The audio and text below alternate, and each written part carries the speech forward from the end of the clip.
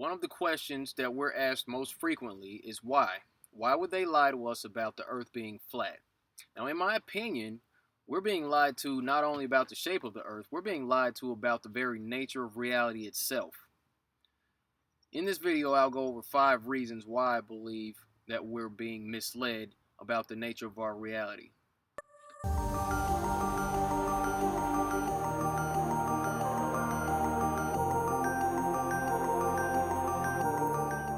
They say that the love of money is the root of all evil, and I find that to be a very true statement. Just the fake moon landings alone cost the taxpayers around $3 trillion to run that whole fiasco. Just this year in 2017, NASA was granted a budget of $19.5 billion for their annual operations, whatever those may be, other than giving us CGI images and fake spacewalks, people with permed hair pretending to be in zero gravity. But, subsequent questions come up when people hear about that. They'll ask, well, wouldn't people blow the whistle? Not everybody is in on it, so somebody would come out and say it if they were all lying to us. Well, not necessarily. You see, the NASA astronauts, the ones that you see on camera, they are Freemasons. And because of that, they've been sworn to secrecy. So they aren't at liberty to disclose these things. Now, the other NASA employees behind the scenes, working the computers or whatever they're doing out there, they may very well be part of the general population who believe that the Earth is a spinning ball out in space anyway. They believe the globe model, so there's no need really to, have them under some sort of gag order for the most part. And even then, there may be another option. Now, let me ask you, if someone came to you and offered you a job to work at a place, the budget, your salary, your annual salary will be $115,000. That's how much you're going to make every year. The only stipulation is you have one secret to keep. Now, you have to agree that you're going to keep this one secret before you're hired on, before you do all your paperwork, and before you receive a penny of that money. Would you take the job?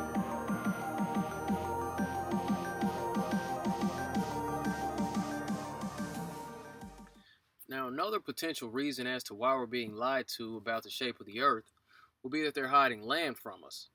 Now, one of the more widely accepted models of the flat earth is the 1892 Gleason Standard Map of the World. This map is said to be scientifically and practically correct, as it is. Now, that map shows Antarctica as a 360-degree ice wall surrounding all the inner continents. In 1954, Admiral Richard Byrd, a highly decorated naval officer, conducted an interview where he alluded to the idea that there may very well be land beyond the poles.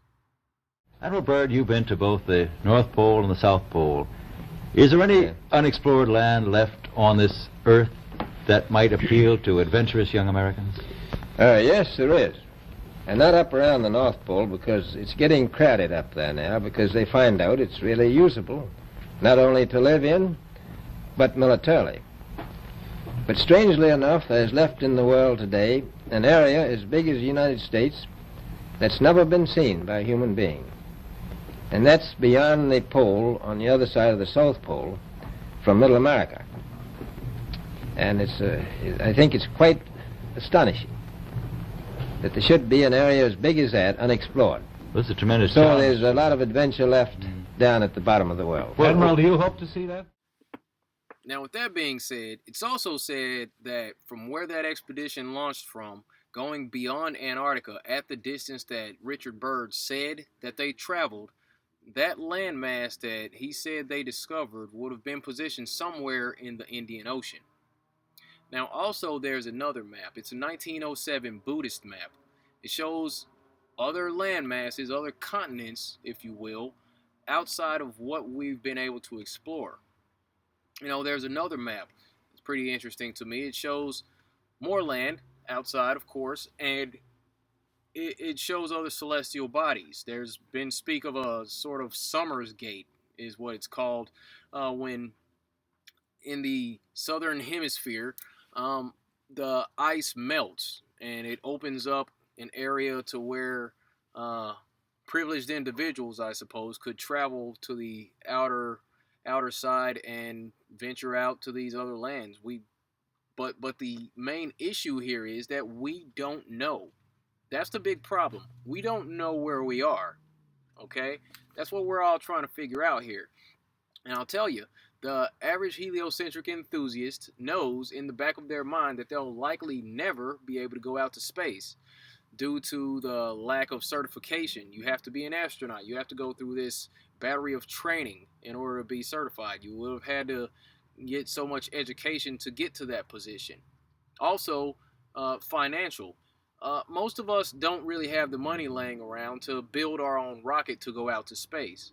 So, that's another hindrance in that. Just the same, the average flat earther knows that we're not going to be able to go to Antarctica to explore for some of the same reasons.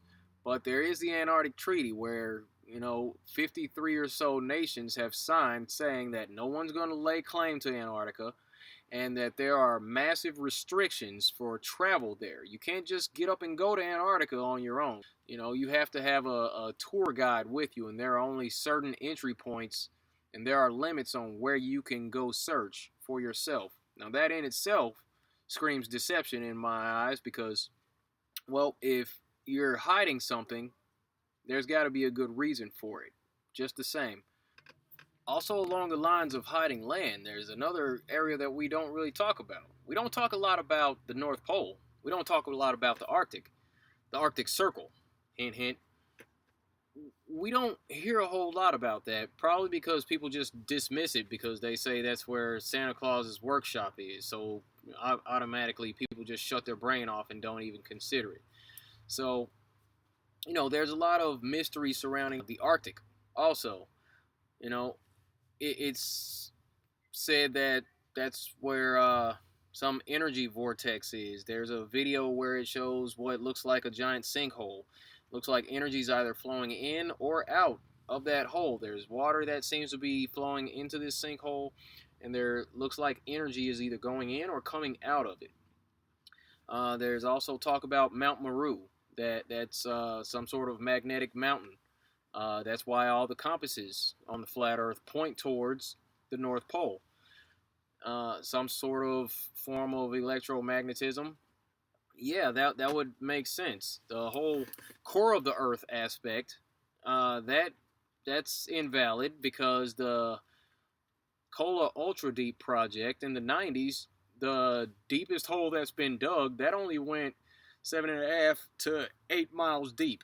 So when you see those little graphics showing, the crust, the mantle, the outer core, and the inner core with all these pretty colors, that's all just speculation. That's a cartoon. That's just a graphic. They don't know what's down there because they haven't gone that deep. So, the Arctic, that's another place that's pretty mysterious, in my opinion. But again, we don't know, and we need to be asking questions. So, there's that aspect. Also, they're leading the population to believe that we are somehow stuck in a landlocked position. It's kind of a more form of mental slavery if you sit down and think about it long enough. What if they are hiding land? What if they're hiding more land from us in order to keep us as servants on this massive plantation, constantly feeding into this predatory financial system?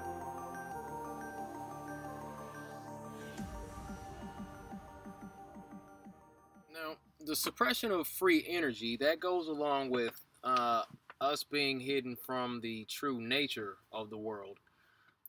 Nikola Tesla was a brilliant inventor, and when I say brilliant, I mean to the degree of intelligence beyond that of Albert Einstein. In actuality, it's been said, not sure if this is true or not, that at one point when Albert Einstein was asked what it's like to be the smartest man alive, he said, You'll have to ask Nikola Tesla. So he was just that brilliant. Tesla understood the nature of our reality. He understood that the world is abundant in energy, and he found a way to harness this energy out of thin air. Tesla's lifelong goal was to provide free energy to the world, but due to the scrutiny and greed of men who stood to gain from the financial benefits of supplying power from these massive electrical plants and so called fossil fuels, Tesla died penniless and alone. Again, money.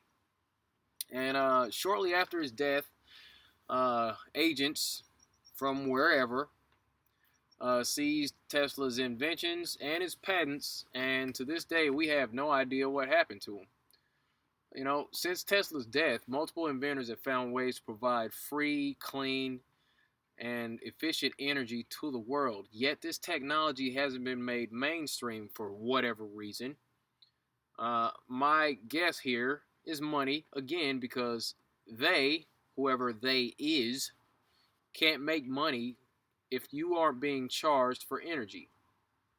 You know, it's always a financial benefit behind what they do here. Again, this is a predatory financial system. You know, why else would anyone suppress free energy technology unless their main goal was just to make money off of us? Seriously, can you imagine how different the world would be if our homes were run off of this free electricity that constantly surrounds us?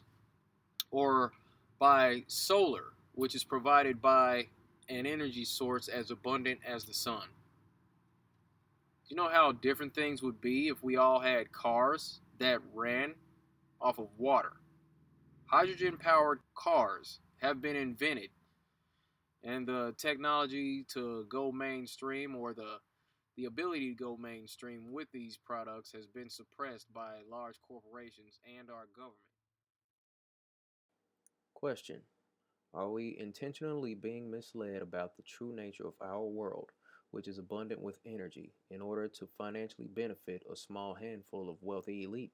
It's a major breakthrough that will no doubt make motorists happy. And as Ralph Robinson explains, the Pentagon is also showing lots of interest in this project. Water has always been considered a precious commodity, but Stan Meyer's invention may make it even more valuable. He has developed what's called a water fuel cell. It has taken the place of his old gas tank. The water fuel cell breaks down water molecules into oxygen and hydrogen. The hydrogen is used to run his dune buggy. I don't care if you use rainwater, well water, city water, ocean water. If you don't have any fresh water, go ahead and use snow. If you don't have any snow available to you, they use salt water because there's no adverse effect to the fuel cell. Meyer started working on this project 4 years ago. He's not a scientist. He isn't even a chemist. In fact, he never graduated from college. Myers was determined, he says, to design something to protect this country from oil embargoes. And we have calculated that if we take the dune buggy from Los Angeles to New York, we would roughly use 22 gallons of water. Stan Meyer would die soon after these interviews. It was suspected that Stan had been poisoned. That's a strange way to die in this day and age. Also, the day he died seemed to be more than a coincidence. You know how they like to play with numbers.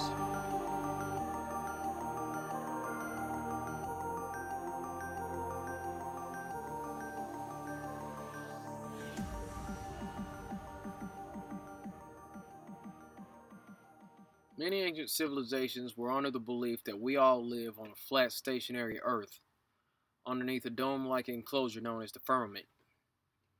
This was a widely held belief up until around 500 years ago, when some Jesuit pseudoscientists came along with a big steaming pile of calculations in order to justify the globe model that we're all subjected to today. Since then, we've been inundated with this idea, and we've been taught that from a Big Bang explosion that happened billions of years ago, an explosion out of nothing created everything in such perfection that we see today. Although what we've been told about this can't be duplicated in a laboratory, at no point does something come out of nothing. That just doesn't happen, can't be repeated, can't be duplicated. So, again, pseudoscience. Now, roughly since then, we've all been taught this globe model. Now, there's a passage: train up a child in the way that he should go, and when he is old, he will not depart from it. I believe that's why we have so many who are indoctrinated to still believe and fight so hard for the heliocentric model. The reason being is because we've been taught the globe model since before we had the ability to think for ourselves. Think about that. Before you could think for yourself, before you could form rational thought, you've been taught that you live on a spinning ball, although your five senses tell you something totally different. Our senses tell us that the earth is flat and stationary, that the sun and moon and the stars rotate above us just as we see, that they make their annual cycles in such a way that we can calculate days, months, and years of the passage of time, just like in Scripture. The earth in itself works like a well designed timepiece, and we all know that any timepiece that we can think of has a designer. What if the lie is to hide the existence of that designer? What if they're lying to us about this because they're hiding God?